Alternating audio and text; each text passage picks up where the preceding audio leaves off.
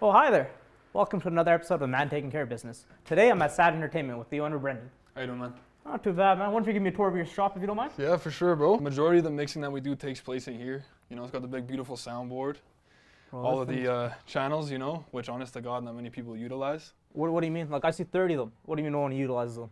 Yeah, so like when people record, typically we do them individually. So we have a vocalist in there, we're gonna just be using one. We have a drummer in there, we might be using 9. And at the end, you're right, like at the end of the day, this is sort of like, it's kind of like a studio staple. You kind of have to have it in there for the vibe, right? Really? And I always tell people when they come in here, right, they look at it, they're like, how do you even use this? All of these channels are the same thing, just copy and paste it over. So if you learn one of these, you learn it all. Could you give me a little like tutorial? A little brief one? Yeah, this is just basic EQ, so you can cut the high end here, you know, the high mids, the low mids, and then the low end. And these are all to route out to different effects. So honestly, these are also, you don't even have to worry about these. What type of effects like do you guys have? You know, we got compression, we got EQ. Most of our analog stuff, you know, we don't utilize it as much as we used to in the audio industry anymore. Most of it's now digital, right? So we have our main compressor in the shop right now, but this is essentially analog compression, right? So what that means is that when people record and there's peaks in their audio, we can buck their peaks down so that the audio signal is more consistent. It kind of gives you that uniform sound that's not so harsh eventually when listeners are listening. This is our one of our saturation units is what I use it for, but it's also a mic preamp, so it's supposed to boost the signal there. This is the PCM80. It's a reverb unit. Again, most people use things that are digital now, but this is actually a hardware piece of, it's a digital hardware, you know, so like it's not analog, but it's kind of like a little computer. Really? You can run audio through this and it sets the reverb up, you know, depending on how you want to set it. Yeah, you know, we kind of try to keep the analog alive, you know, and when it comes to like the monitoring environment, these speakers that's a big part of mixing, right? Like a lot of people do have the HS8s is kind of a staple. Really? But we offer the you know, NS10s as well, which are kind of, this is what like they'll use for Kanye West. What's like the differences between those two? These sound very uniform across the entire EQ spectrum, so you'll get a pretty flat signal from these. Whereas these, not so much. I mean, they have less lows and they have less highs, so it'll give you kind of a mid-range focus, which means that, you know, it'll sound more realistic as if you're listening to it on your phone or as if you're listening to it in a car. And that way, if you can get a mix to sound right on these, it'll sound right everywhere. Okay, yeah. Right? If you get a mix to sound right on these, it might just only sound good in the studio. So like when you're mixing usually on this big board here, is it like, what do you have to watch out for? Well, for like most of the reason people now mix digitally is because if you're leaving a session for the night and all your faders are one way, you might come in the next day and forget why you had them that way. You can't really make changes on the fly. You know, like back in the day when people would make analog decisions, they had a studio engineer go through and then take a cue card and write the exact levels of everything. Like, so like that when back they in the come day? the next day, right? Or yeah, exactly. Or if they want to, you know, go back to that session, they have to make sure that everything is set the same way that it was. Whereas digitally, it saves all your parameters and you don't actually have to worry about, you know, the knobs or anything. So Technology, eh? it's a lifesaver, but it's also sort of, you know, it's also sort of what's making the industry more accessible and driving down the need for studios. Interesting. Can you tell me what's the room that you guys have over here? That's where we record our bands. That's Really? where we do our podcast as well. So, I mean, one of the luxuries of this location is we got to build it ground up, right? So we kind of try to tailor it towards modern trends as well as, you know, keeping it open and accessible and transformable for whoever wants to book. You want to check out this room there? Yeah, that'd be cool, man. Yeah, this room is sort of where we record both podcasts and bands, right? So, I mean, if you're recording a band, you kind of want to have a place where they can all be in synergy with one another. Whether you're just recording the drummer or the guitarist separately or all of them at once, it's good for them to kind of be in the same room to bounce off each other's energy. So we have to kind of provide them with a bigger spot to do that, right? And we figured sort of in the middle of setting the place up that if we're going to offer podcasts, this is probably also the best place to do it. Have you had any podcasts here yet? Yeah, we've had like 5, so we've been offering it only for a few months. Really? Yeah. What are the rates for those? It's $50 for just audio per hour, and then $100 including 2 cameras and our lighting. Can you tell me about some of these mics here? Like, what's the difference between this guy here and this guy here? So these ones, we bought these initially to use as drum overheads, to throw them on top of the drums and to sort of use them as a stereo channel. But they also work really good on vocals, so we just decided to set them up because we offer 7 people at once in this room for podcasts. Is that how many people you had before? Like 7 before? Yeah, it gets pretty hectic, but you know, you got to offer it. And then this mic is just the ass itself. This can kind of do anything you want it to. You can transform its modes kind of thing. So, you know, it's good for different utilities. And then that's kind of like the Joe Rogan, you know, big Well, proper like podcast proper one, podcast mic, and that's also what Michael Jackson used to record most of his tracks. He used the SM7, that's the SM7B. Why did Michael Jackson want to use this mic then? What's so good about it? I'd assume it was like at the time the warm lows. I mean, he has a naturally high voice, and it kind of I'm not exactly sure though. Okay. It's dependent on the engineer at the time. The recording standards back then were a lot different. It's also very nice because it won't pick up anything beside who's in front of it. Can you tell me about some of those setups you have here? Yeah, so we built an elevated platform for the drummer just to kind of keep the sound isolated, from reverberating through the ground. But yeah, all of our sound treatment was handmade by some of the guys that worked in the movie theaters in Edmonton and the TELUS centers as well. So like this is proper like movie theater quality stuff here? Right, that's mineral fiber. Really? How much did these set you back? Like $170 a panel. Oh, that's it? Yeah, not too bad. I might get a couple Not for too my bad home theater, you know what I mean? It's nice, right? And then these ones, this is just basic Roxel installation. We take them down, we move them depending on who's coming in. I build those ones up myself. Can you tell me why it's an elevated platform for a drummer? Because kick drums are pretty bassy, right? You don't want it to reverberate through and pick up through the mics over here. You kind of want to keep everything as isolated as possible. Really? So if there's mic stands, you don't want it to shock up the mic stand and somehow pick up on the guitarist's mic, for example, because you want a pure guitar signal, you want a pure drum signal. I wonder if you can show me what's in this room over here? Yeah. So kind of to contrast the band room, this is our solo room. As you can hear now, the audio is a lot better in here. Oh yeah, I would imagine. That's what the treatment's for. This is where we do a lot of our kind of intimate one-on-one recording. So a benefit of building the place ground up is we got to kind of figure out what would make sense for what kind of clientele. So this is where we do most of our hip-hop, R&B, right? Was there a lot of like trial and error to find it out? To build it, yeah, man, it was brutal. You can even see that we built bass traps into the HVAC system because it was just, the benefit of having the place, our own. We can do really whatever we want in that regard. We've had guys come in here for upwards of 17 hours. 17 hours straight? Yeah. Damn, man. Did you guys get it by the 17th hour at least? No.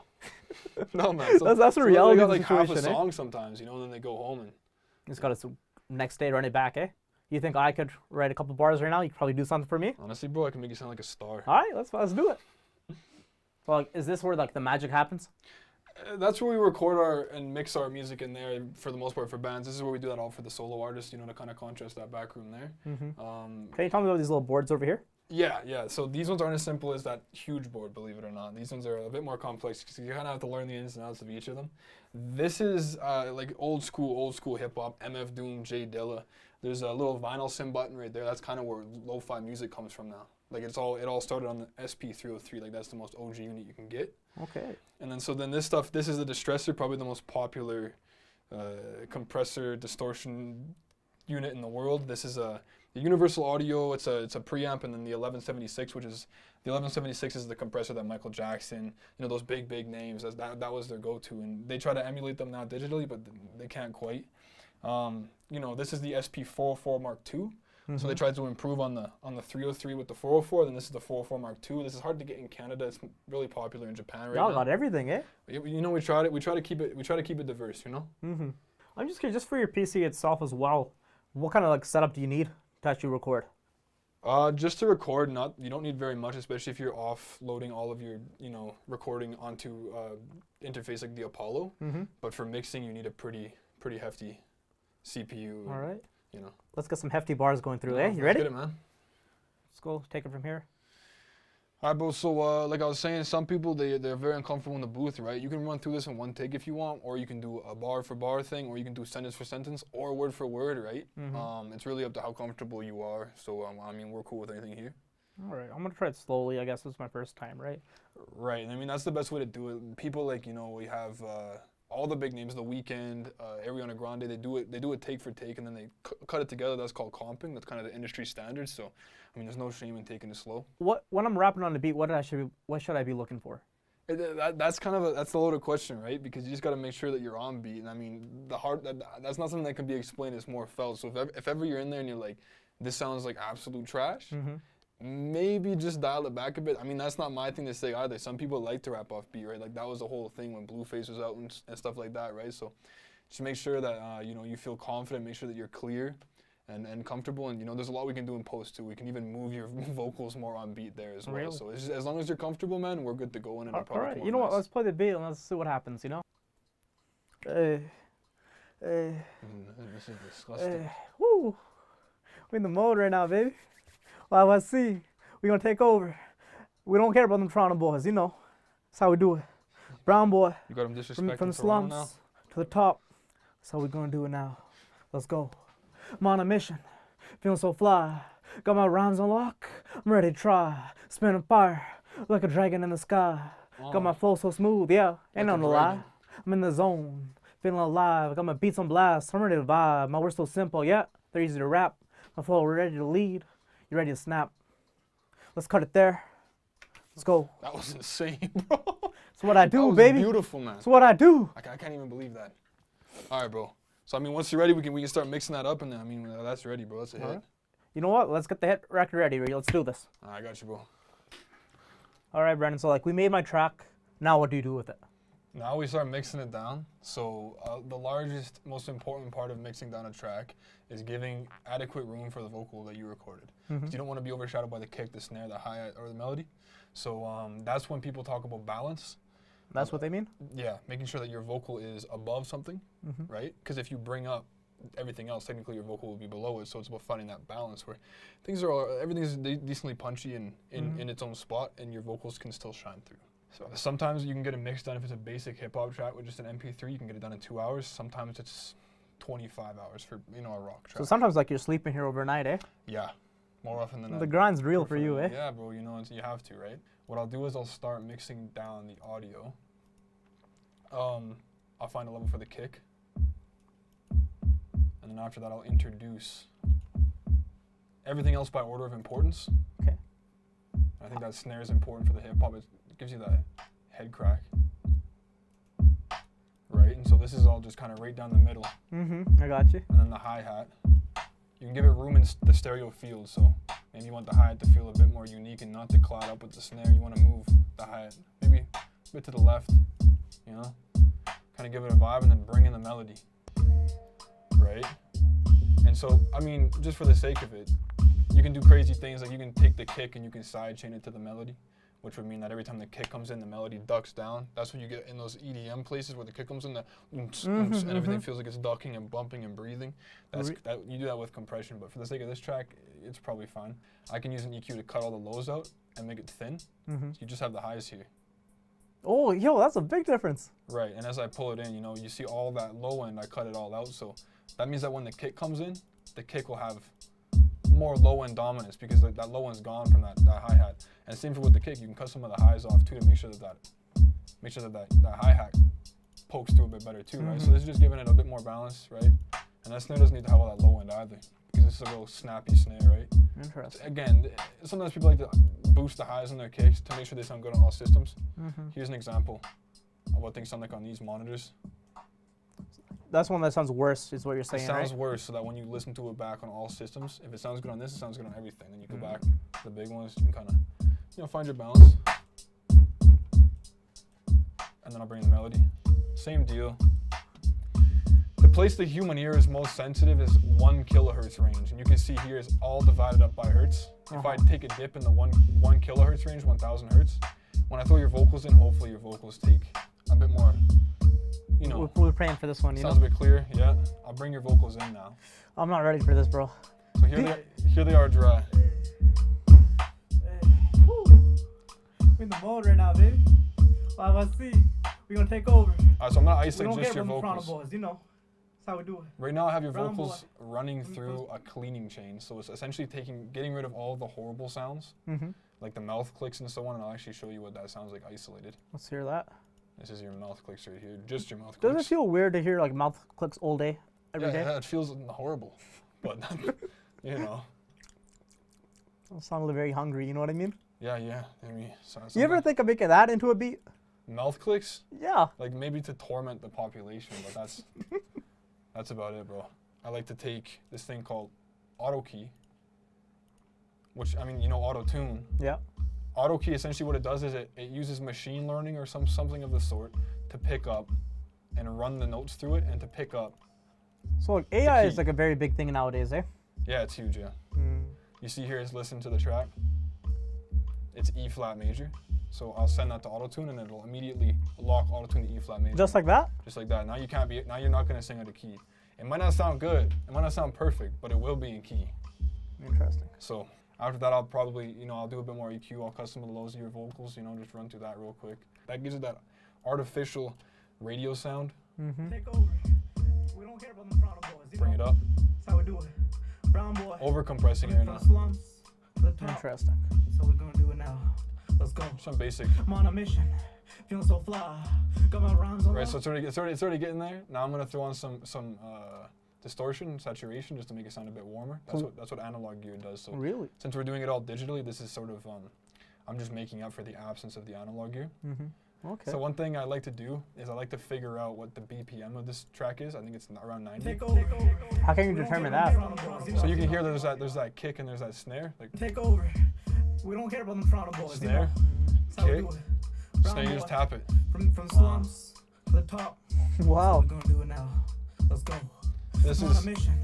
Feeling so fly. says 47, Got my rhymes so unlocked. I'm ready to try. that's Spin very slow. But what you can do now is you can go to a reverb BPM calculator, Okay. and then you just type in the BPM. This is just a quick and easy way to make sure all your reverb and BPM is on beat. It says 47, so you look at that. Okay, cool. This is what you want your delay to be. So we'll go to delay. We'll set our parameters like that. And it says 1276. So just do that right there. 1276. Right away. This is going to be on beat. Some people pay for vocal presets to try to sound like Drake. But if you're not Drake, you're not going to sound like Drake. It doesn't matter what you do. No workarounds? There's no workarounds. This is what Drake's engineer will do. So you gotta work on your vocals in that range. Got my flow so smooth, yeah, ain't on the lie. I'm in the zone, feeling alive. Got my beats on That's a blast, crazy I'm ready to difference, eh? vibe. My words so simple, yeah. So They this used is- to rap. So that's on beat now. Oh. That echo. So if I go like this, Like a dragon in turn the it off. sky. Got my flow so smooth, yeah, ain't on That's the dry. lie. I'm in the Yeah. zone, And then with the effects feeling on, alive. Got my beats on blast, I'm ready to vibe. My words so simple, yeah. That's what it sounds like Nav in a sense, man. My flow ready to lead, ready to snap. let me tell you, bro. If you get in the booth and you just start rapping, and I put this on you and you release it, I mean, there's a chance, even if it's just for meme potential, you're gonna blow up. These effects, you know what I'm saying? Like, it makes or breaks an artist nowadays. I'm not to disrespect some artists, but the engineers behind them nowadays are almost as important as they are. So this here, I don't know, this is called Melodyne, just to show you real quick. Like a dragon in the sky. These are your words. Got my flow so smooth, yeah, ain't on the lie. So let's just take that part. These are your individual words. If auto-tune's not working, you can manually tune. So what does this do exactly? Oh, no way. So I could take your words and I could rearrange them, and your and even your flow, right? Like I could take your flow and I Interesting. could make this word a bit longer, and it'll come out if it wants to work with me here. It'll come out and it'll sound a bit more. Sometimes I'm just sometimes it That's doesn't work crazy. so Like, nice. that's such a big difference. So you can put it in any little key you want, eh? You can literally do, bro. You can make people sing in a way that like they don't even believe. I'll rearrange them right now and just watch this. Smooth, yeah. It'll sound. It won't even sound like you sang it at all anymore. Sometimes when I go to rap concerts, I can tell. You know what I mean? Like listen to this. Like a dragon in the sky. Got my flow so smooth, yeah, ain't on the lie. Get out I of can here, literally, man. and everyone uses this. Beyonce uses this. Every single person, no matter how good the singer, they use this. Because why not? If you're such a good artist already, you might as well push yourself to, to the next level, you know? So that's kind of, Damn, man. that's So manual tune. Not many people know that exists. you can make some stars just like that, eh? If I spent 20 hours on the worst singer possible, I could make them sound unnoticed. It wouldn't even be noticeable I worked on them, and it would sound better. So 20 hours from now, I can have a hit record is what you're trying to tell me? Most likely. Okay, man. You know, especially with these lyrics, man. that's what I'm telling you, bro. That's just old natural right there, you know? Yeah, That's just the mind spitting. Yeah, bro. But that's essentially how you do it, you know. And then there's obviously changes that you can make along the way if somebody wants you to, to make adjustments. They just give you a list of their changes, and that's what takes so long. Usually the revisions. Okay, yeah, I can imagine. Move back and forth through those, but yeah, that's about it, man. I wonder if you can just play the track one more time just for the audience there. Yeah, man. From the top.